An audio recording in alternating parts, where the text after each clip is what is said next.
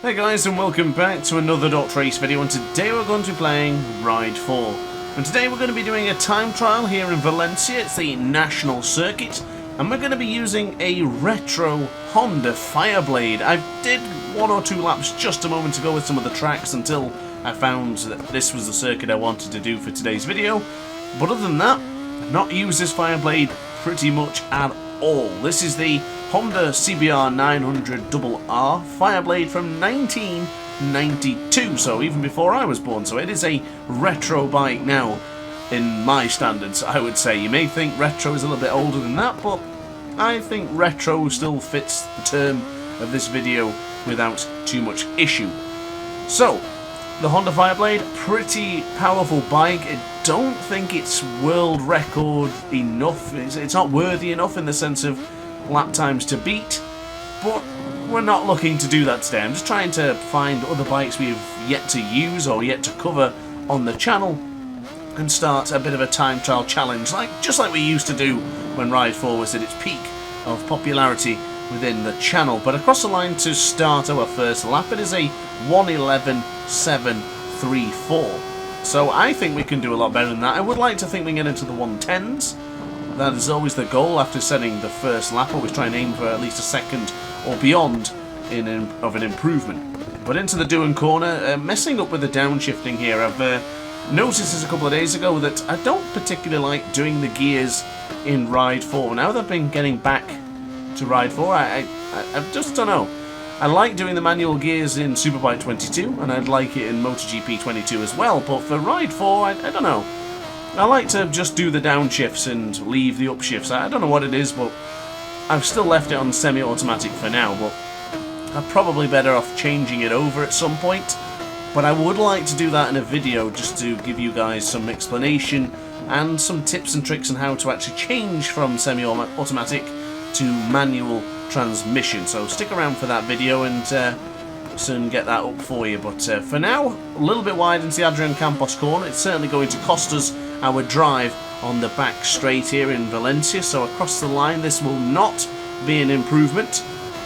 Losing 66,000th of a second, so not bad.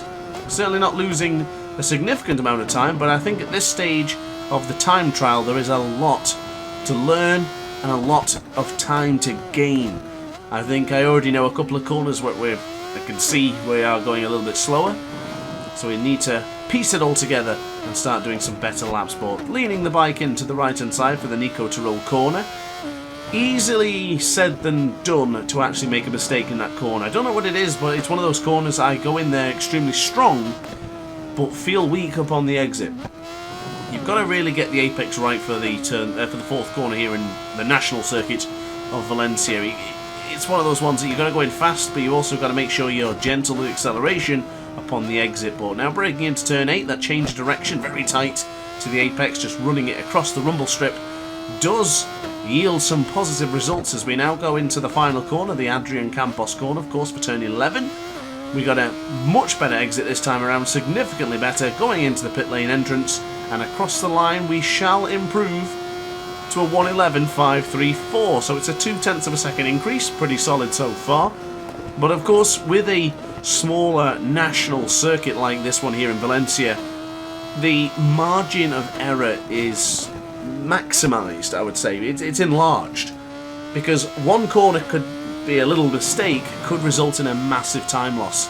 So even when you're improving the lap time by a 1/10 or 2, compared to other circuits, it's a big improvement. So even though the lap times may look similar, you're actually making quite big ground, and you're making big gains.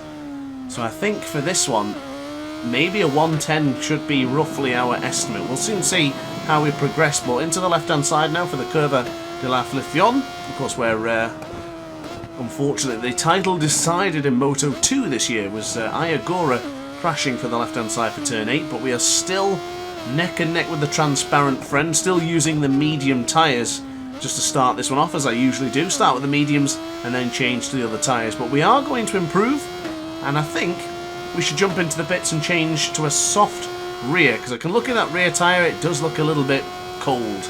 So it's a good idea to swap over now and try the softest option compound we have available to us here in Ride 4. But look at that, already into the first corner. Very strong with the soft rear and the medium front. I didn't brave the soft front yet. I think it's going to be a one and done sort of thing.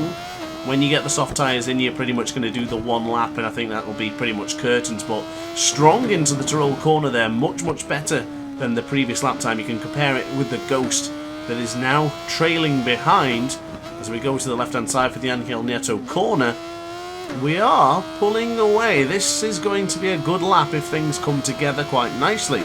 So for the left-hand side for turn 7, and now on the approach to turn 8, braking quite firm, using that rumble strip to the right-hand side. There is a guidance on when to start slamming on the anchors with the retro Fireblade, but the Honda will now lean into the left-hand side in anger to keep it in as tight as you possibly can, almost abusing the green there and almost running a bit deep upon the exit. But this is going to be a solid lap, keeping it on the track, and across the line it's a 1:11.137. I think we can do better than that. A 1:10 is certainly in our grasp. It's just about piecing it all together. We're coming out at Aspar corner in a time trial challenge that has got me hooked to start doing some more here in Ride 4. Now the Aces have still been continuing on with the challenges, but unfortunately for myself, not really been playing Ride 4 that much recently, until this week of course. So unfortunately this lap has been invalidated, but there's no reason we can't keep on pushing, because as I mentioned before, just because you invalidate the lap doesn't mean you should give up on it. You have the inhibition of worrying that you may invalidate a lap in a usual time trial situation, but this time around the lap is already invalid, so it doesn't matter what you do now, whether you crash or just simply set a good lap time in. You don't need to worry about exceeding track limits. And as you can see, went a little bit later on the brake set, tried something different. Maybe we'll try it for the next lap and hopefully it will yield better results. But this time around, wide into the final corner. It was worth a try, but it didn't work out, so we actually lost a significant amount of time on the straight. So you're going to see the Ghost is going to get a little bit ahead. Nothing to be too much of an advantage, but it's still an advantage. So unfortunately we've got to do the hard work again, and getting it done into turn 2 for the Doohan corner I think is where we can save a bit of time. You see how much rear brake was being applied there. The bike was practically sideways upon the brakes there. But now to the left hand side for turn 3, up by 1/10 of a second. It's good to see the green 1/10 of a second on our screens rather than the other way around. So that's a pretty positive sign for us right now as we go into turn 5. This could be a very solid lap, and this could be the lap to get us into the 1:10s. Trailing behind into turn 6, too eager on the acceleration there. You see the bike go sideways. That's me with a twitchy trigger finger. I find the acceleration a little bit more abrupt on Ride 4 compared to the likes of Superbike and MotoGP 22. But now into turn 9, we are ahead of the Ghost, and this could be it. This could be the lap to put us into the 1:10s. If we get it right going into here, dropping it down to first gear, quick upshift into second, and using all of the track to fire it down to the back of the straight here. On the back straight, across the line, it is a 1:10.970. Good to see us getting into the 1:10s there. I think we can do better than that, but for now, the 1:10 is a pretty solid result as of yet. So I mentioned a moment ago Superbike and MotoGP 22. I do hope that you guys are looking forward to seeing the rest of my career modes for both of those respectable games. I haven't done any of the recordings yet. Unfortunately, I've been a little bit ill, so racing are intense commentary sessions.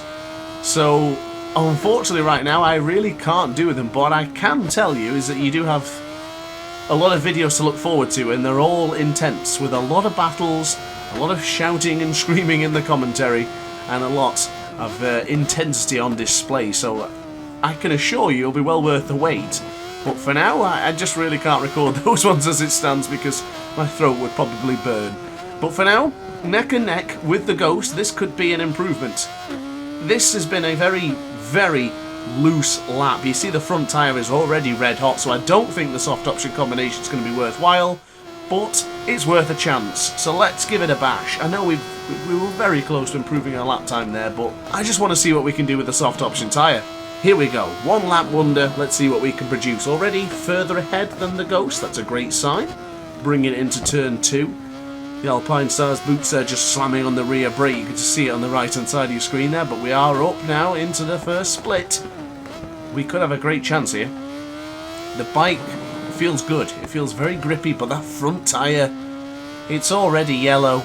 I've been warned about using the soft tyre here in Valencia, and still, I'm using it. I'm trying it. Why not? God loves a tryer, and we're already up to 27 degrees temperature with a soft front. This could end badly, but for now, into the left hand side for turn 8, change direction into turn 9. Lost a bit of confidence there, actually. Lost a little bit of confidence upon the brakes, but here we go into the final corner. Got to get gentle on the brakes. Oh, it's going orange. It didn't quite go red, but it should be neck and neck across the line for the final lap of today's video. Across the line, is it going to be an improvement? It isn't. So unfortunately, guys, it is a 1:10.970 to beat from you guys. But look at those last couple of laps there. Very consistent pace within 33,000th of a second of each lap. So guys, big thank you for watching the video. I do hope you enjoyed. I would like you to consider hitting the like button and consider subscribing as well for a lot more DrAce content. I can assure you it'll be worth your while if you enjoyed this one. The rest of the content is very much like this one. So guys, thanks for watching as always. Do hope you enjoyed, and I'll see you in the next video. Ciao for now.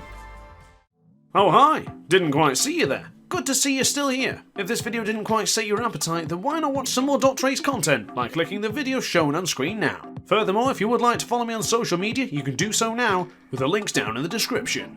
Consider subscribing so you don't miss a single DrAce video.